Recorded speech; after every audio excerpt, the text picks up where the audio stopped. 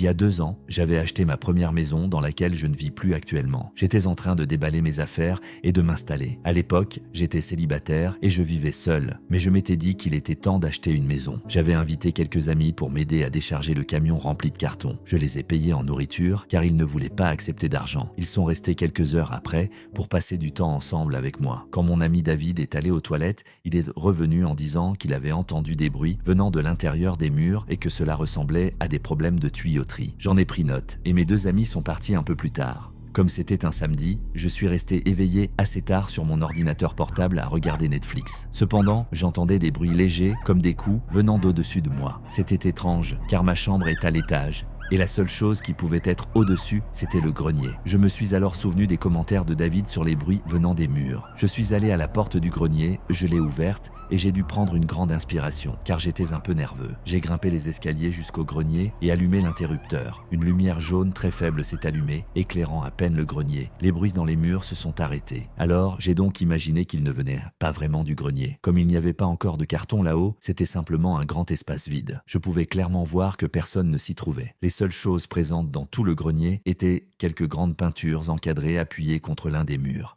Je suis redescendu dans ma chambre et j'ai essayé de dormir, mais j'ai entendu à nouveau les bruits. Cette fois, j'ai commencé à craindre qu'il y ait un petit animal dans les murs, comme un raton laveur. Les sons semblaient toujours provenir directement au-dessus de ma chambre. Ça devait être dans le grenier. Alors, une fois de plus, je suis monté dans le grenier et j'ai regardé l'endroit où je pensais que ça se situait, juste au-dessus de ma chambre. Le problème, c'est que le grenier ne semblait pas s'étendre sur toute la longueur de la maison. Il y avait un mur qui bloquait la partie située au-dessus de ma chambre. Je me suis approché du mur pour écouter d'éventuels bruits et j'ai effectivement entendu des sons de l'autre côté de ce mur. Puis, j'ai regardé les 2 tableaux appuyés contre le mur qui étaient légèrement inclinés. Mon cœur s'est mis à battre très vite. Je me suis approché des tableaux et j'ai légèrement incliné l'un d'eux pour le décrocher du mur, révélant un grand trou dans le mur. Il m'a fallu quelques secondes pour réaliser ce que je voyais. Alors que je tenais le tableau en position verticale, il a soudain été poussé hors de mes mains pour tomber à plat sur le sol. J'ai failli faire une crise cardiaque.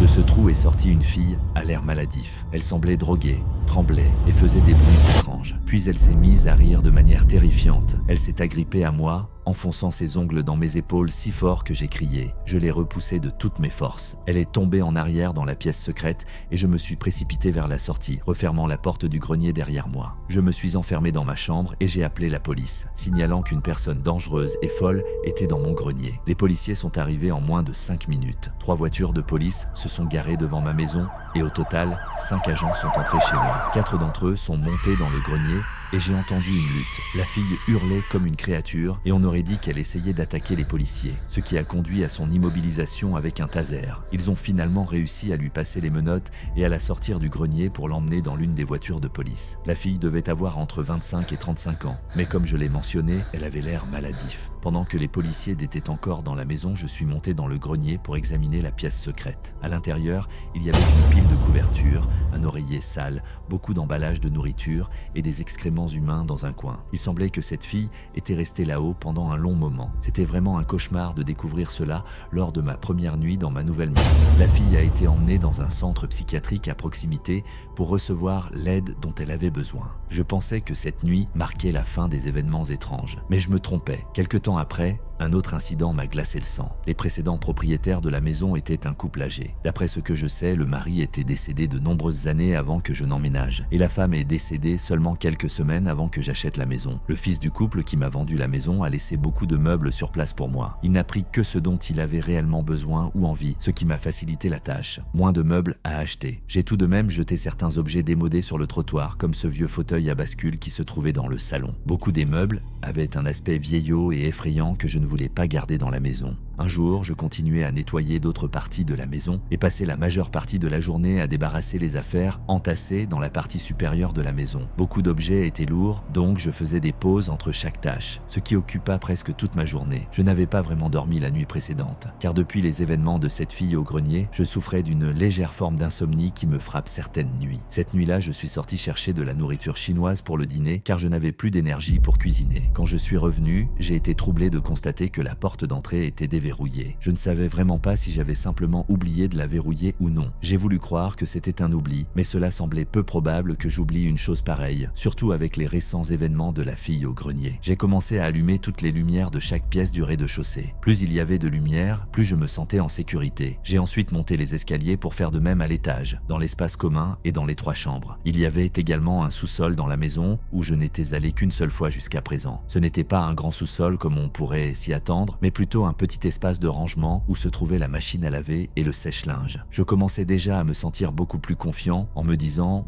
que j'avais simplement oublié de verrouiller la porte. Mais je devais encore vérifier le sous-sol pour en être sûr. J'ai ouvert la porte du sous-sol et allumé la lumière. En descendant les escaliers à mi-chemin, j'ai vu un vieux fauteuil à bascule au milieu du sous-sol. Je ne me souvenais pas qu'il était là. La première fois que j'avais vu le sous-sol et quand je me suis approché, j'aurais juré que c'était le même fauteuil à bascule que j'avais jeté la veille. Si ce n'était pas le même, il était en tout cas identique. J'ai regardé autour du sous-sol, mais il n'y avait personne en bas, donc je me suis un peu calmé. Je suis remonté à l'étage pour manger mon repas chinois. Je me souviens avoir laissé la porte du sous-sol entrouverte, juste à côté de la cuisine, et j'ai commencé à entendre des sons de grincement venant d'en bas. Je me suis précipité vers la porte du sous-sol et j'ai essayé d'allumer la lumière, mais elle ne fonctionnait plus cette fois-ci. Tout ce à quoi je pouvais penser, c'était « Mais qu'est-ce que c'était que ce bruit ?» Je suis allé dans la cuisine, j'ai attrapé ma lampe torche sous l'évier et je suis descendu un quart des marches du sous-sol, la lumière de la lampe torche éclairant le bas. Et là, j'ai vu le fauteuil à bascule bouger et quelqu'un était assis dessus. J'ai d'abord cru que c'était la fille folle du grenier, puis sa tête s'est lentement tournée vers moi, levant les yeux pour me regarder. C'était une vieille femme aux cheveux gris et bouclés, portant des lunettes et vêtue d'une robe de nuit rose. J'ai poussé un cri de surprise et j'ai quitté le sous-sol, refermant cette fois la porte derrière moi. Je ne savais pas vraiment ce que je pensais à ce moment-là. Tout ce que je savais, c'est que je devais appeler la police. Quand ils sont arrivés, ils ont fouillé tout le sous-sol avec moi. Mais nous n'avons trouvé personne. Il n'y avait pas non plus de compartiment secret ni de sortie par laquelle elle aurait pu s'échapper. À un certain moment, les policiers ont commencé à me regarder comme si j'étais fou. Je le voyais dans leurs yeux et peu après, ils sont partis. J'avais les coordonnées du fils du couple qui possédait la maison avant moi. Alors je l'ai appelé vers 20 ou 21 heures et j'ai décrit la femme du mieux que je pouvais. Il avait l'air bouleversé et s'est mis à pleurer au téléphone. Il m'a dit que je venais de décrire parfaitement sa mère et sa robe de nuit préférée. Il a dit qu'il viendrait tout de suite. Il est arrivé à la maison dans l'heure qui a suivi. Nous sommes descendus ensemble au sous-sol. Il semblait choqué tout le temps. Je pouvais voir ses mains trembler. Après un moment passé à discuter avec moi et à être très ému, il est reparti avec le fauteuil à bascule. Cela a peut-être été une expérience émotionnelle pour lui, mais pour moi, c'était la chose la plus effrayante que j'ai jamais vue de mes propres yeux. Et cela reste vrai encore aujourd'hui. Après cet incident, j'ai gardé la porte du sous-sol verrouillée en permanence, 24 heures sur 24, 7 jours sur 7. Pendant des mois, j'avais peur de descendre faire la lessive. Cependant, après 6 mois sans que rien ne se passe, ce n'était plus si terrible. Mais au final, je n'ai vécu dans cette maison qu'1 an et demi.